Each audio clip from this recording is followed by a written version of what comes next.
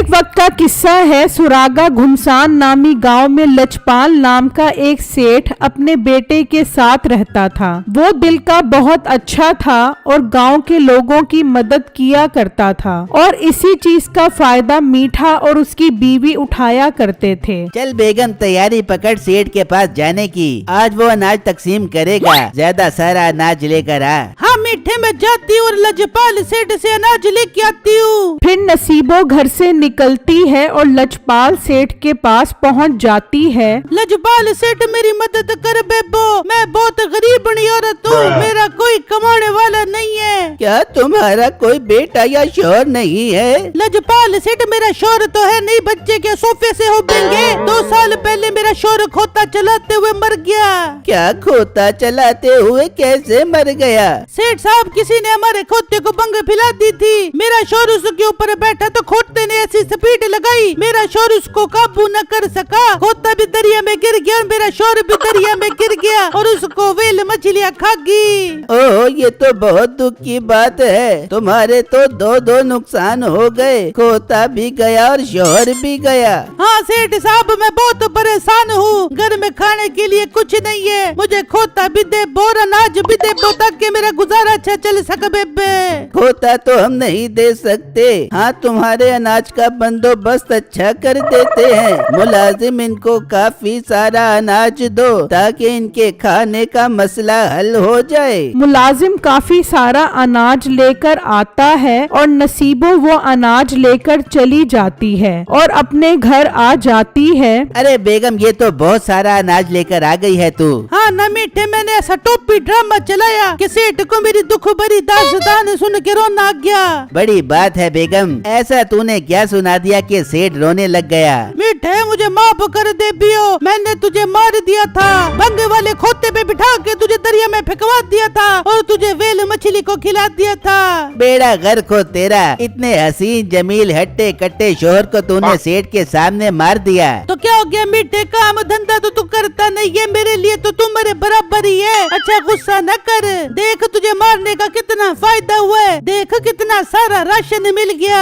हाँ बेगम, ये तो है, पूरा महीना सुकून से गुजरेगा। इस तरह कई दिन गुजर जाते हैं। फिर अचानक उस गांव में बर्फबारी शुरू हो जाती है। लोगों का ठंड की वजह से बुरा हाल हो जाता है। सेठ भी बहुत परेशान हो जाता है कि अब लोगों की कैसे मदद की जाए। अब्बू जान, समझ नहीं आ रही, अचानक गांव में बर्फबारी कैसे शुरू हो गई, पहले तो ऐसा कभी नहीं हुआ। हाँ बेटा, मैं तो खुद बहुत परेशान हूँ। गांव में हल्की फुल्की ठंड तो पड़ती थी, लेकिन इस बार तो बर्फबारी ही शुरू हो गई। सेठ साहब कुछ करे, ठंड बहुत होने की वजह से मेरे बेटे की तबीयत खराब हो गई है, ऐसा ना हो वो ठंड की वजह से मर जाए। मुलाजिम, जल्दी अंदर से गरम कंबल ला कर दो और गांव वालों के लिए गरम कपड़ों का इंतजाम करो। सेठ का मुलाजिम उस आदमी को गरम कंबल लाकर देता है और वो उसे लेकर चला जाता है। अब दोनों बाप बेटा इसी सोच में होते हैं कि गांव वालों को इस ठंड से कैसे बचाया जाए। वहाँ मीठा कुछ और ही सोच रहा होता है। बेगम, अपनी कमाई के दिन आ गए। उस सेठ को लोगों की मदद करने का बहुत शौक है ना, अब हम इस चीज का फायदा उठाएंगे।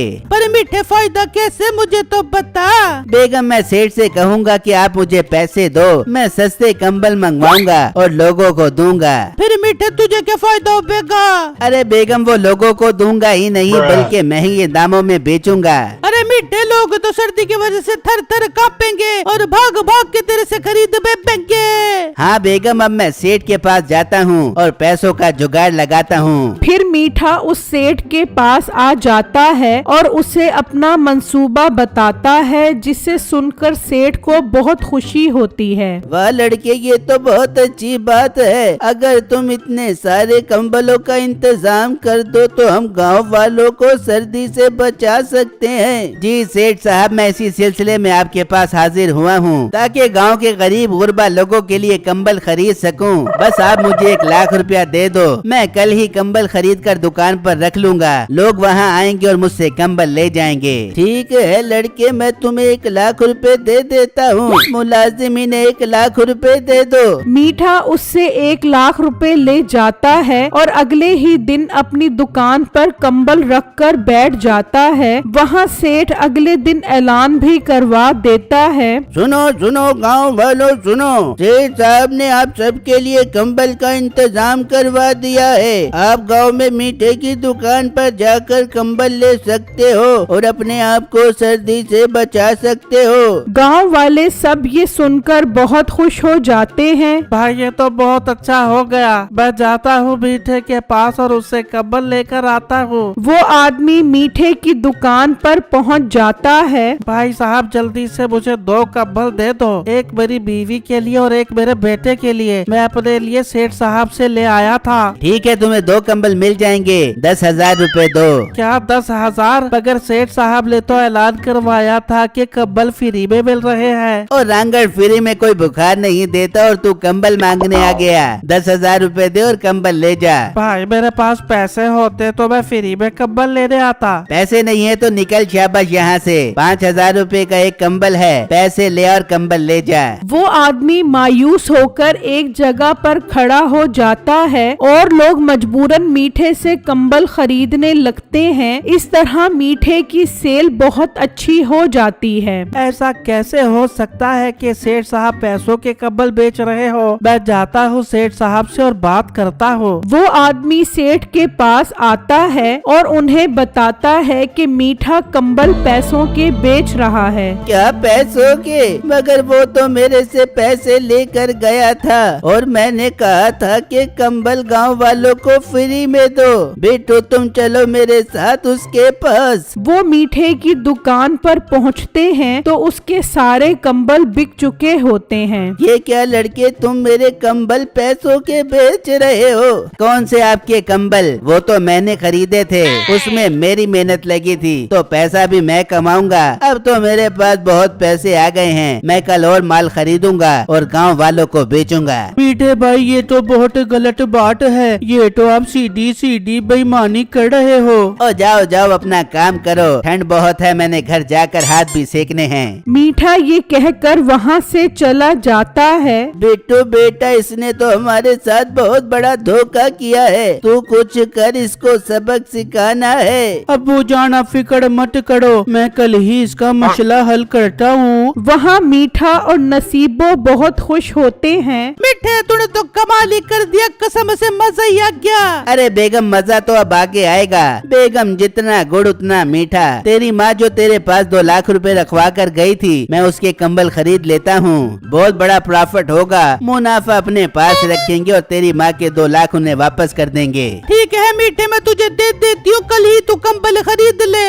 अच्छा तो ये वही औरत है जो सेठ साहब के पास आई थी, मगर ये तो कह रही थी कि मेरा शौहर मर गया है। अच्छा तो ये दोनों मिलकर सेठ को बेवकूफ बना रहे हैं। वो आदमी सेठ को जाकर बता देता है, जिसे सुनकर उसे बहुत गुस्सा आता है। अच्छा तो ये और इसकी बीवी दोनों मिलकर हमें बेवकूफ बना रहे हैं। बेटो तुमने कुछ सोचा इससे कैसे बदला ले? जी अब्बू जान मैंने सोच लिया है, बस आप मजदूरों से मिट्टी का बंदोबस्त करवाओ। फिर अगले दिन मजदूर मिट्टी लाना शुरू कर देते हैं और बिट्टू एक बहुत बड़ा तंदूर बनाना शुरू कर देता है। वहाँ मीठा अब बहुत सारे कंबल खरीद लाता है और लोगों के आने का इंतजार करने लगता है। वहाँ बिट्टू तंदूर तैयार कर चुका होता है और वो उसमें आग लगा देता है, तो गर्मी से बर्फ पिघलना शुरू हो जाती है और देखते ही देखते तंदूर की गर्मी से पूरा गांव गर्म हो जाता है। मीठा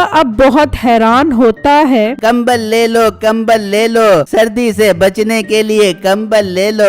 सर्दी तो अब है नहीं और तू कंबल बेच रहा है। अरे भाई ये अचानक सारी ठंड कहाँ गायब हो गई? ओ भाई बार आदमी सेठ साहब ने बहुत बड़ा तंदूर लगवाया है, उसकी गर्मी से ठंड खत्म हो गई है। अरे भाई ये तुम क्या बात कर रहे हो? मैंने तो अपनी सासू माँ के पैसों से कंबल खरीदे थे, अब मैं उन्हें पैसे कहाँ से वापस करूँगा? वहाँ नसीबो भी परेशान बैठी होती है। ये आज ठंड को क्या हो गया, ये खत्म क्यों हो गई? तभी उसकी माँ भी वहाँ आ जाती है। ला नसीबो मेरे 2 लाख रुपए वापस कर, तेरे भाई को कारोबार करवा के दे दे। अम्मा जी आपके पैसे मीठे के पास हैं, वो आज आप बेबी मैं आपको देती हूँ। इतने में मीठा भी आ जाता है। ला मीठे मेरे मेरे पैसे दे। सासू माँ आपके पैसों से कंबल खरीद दिए थे, पर उस मनहूस सेठ ने बड़ा सारा तंदूर लगाकर सारी ठंड ही खत्म कर दी। पैसे तो नहीं है, अब कंबल ही ले जाओ। मैं कंबल का अचार डालूंगी, मेरे 2 लाख रुपए दे वरना मैं तुझे तंदूर में डाल दूंगी। अम्मा तू तंदूर में डलवा दे, पैसे अब मेरे पास नहीं हैं। मीठे तेरे से तो मैं अब 2 लाख रुपए निकलवाती हूँ। फिर मीठा आगे आगे और सास पीछे पीछे और उसे पकड़कर उसकी खूब डंडों से पिटाई करती है।